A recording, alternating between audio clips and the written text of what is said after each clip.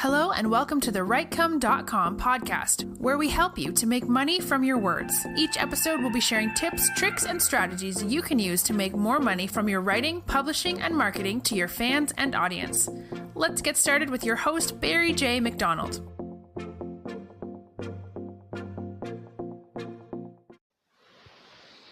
Hi, this is Barry here, and you are very, very welcome to today's podcast episode from WriteCome.com. And today I want to ask you, what are you expecting? Now, the other day I was listening to an audiobook. Now, I have listened to this audiobook many, many times, and it's by Bob Proctor. And it's funny sometimes when you read a book, lots of times, that you come across maybe a paragraph or a sentence or something like that. And you probably, I don't know why, but your mind might have kind of bypassed it loads of times and you never ever noticed before. And sometimes you do come to peace and it's almost as if the author had snuck into your house and had written an extra paragraph in that book. Or maybe like in the audiobook I was listening to, it was almost like Bob Proctor had snuck into my house, recorded a little bit of audio and then slipped it in. And, when I listened to it, it was something that I'd never ever noticed before. So it's funny sometimes when your brain actually skims over things like that. But for whatever reason, a kind of a quote or a sentence or a paragraph kind of stands out and it's almost as if you've never ever seen it before. Now, Bob Proctor had mentioned in this audiobook, I'm going to paraphrase it, so he did say it a lot better than what I'm going to say it, but he had kind of said it along the lines of, can you really think that you can achieve something if you don't believe that you can? So I want you to think about that for a moment. Whatever project you are doing right now, where is your focus? Is your focus on all the things that can go right, whatever you're doing right now? Or is it focused with all the things that can go wrong? I know I remember even when I started in my fiction writing, even though I probably had a little bit of confidence and I said, what the hell, I would give it a go. My focus wasn't 100% on all the things that could go right. I was thinking about how my book was going to be laughed at, how, I was maybe putting mistakes in the book that I didn't even know I was doing, grammar mistakes and punctuation and all that. I was thinking about all the negative reviews. I was probably thinking about the lack of sales. I was probably thinking, well, this is going to be another flop like all the flops I've done in the past. This is going to be kind of another waste of time, another waste of money, and it's going to be just another thing I am going to throw onto this kind of a huge heap of failure that I've had in the past. It's going to be another thing I'm going to be throwing onto it. And it's funny the way, when you actually do something like that, can you really, really expect to do your best work if your mind is focused in the wrong direction? It's almost as if I got on a plane in Dublin and I said to myself, well, I'd like to fly to New York. And all the way the plane is flying to New York, even though New York is the place that I want to go to, my focus is behind me and I'm staring back at Paris. And all the way to New York, I am looking in the wrong direction.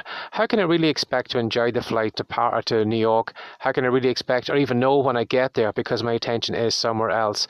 So I want you to think about that in the moment because, as I said, that sentence really, really stood out to me. Again, I've probably heard it loads of times, but when you don't actually believe that you can achieve something, it does kind of set you up for failure even before you begin. If you are kind of doubting yourself that what you're doing is going to be a complete flop, can you really expect that you're going to put 100% into your writing or your recording or whatever else if you think that it's going to be a failure from the start?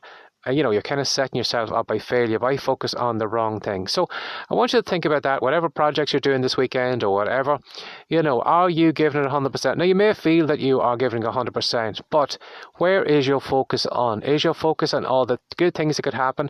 Maybe that your book could be a success, that it could sell well, that it could make a difference in someone's life, that they could really enjoy, reading a book or working on it or whatever, or even the video course that you're creating maybe. Is this going to be a video course that people are going to rant and rave about, that they're going to tell their family and friends about, or what is it that you are doing? What would be the kind of perfect response from your customer or your buyers from whatever project or your readers, whatever that you're doing right now? What would be the kind of ultimate response?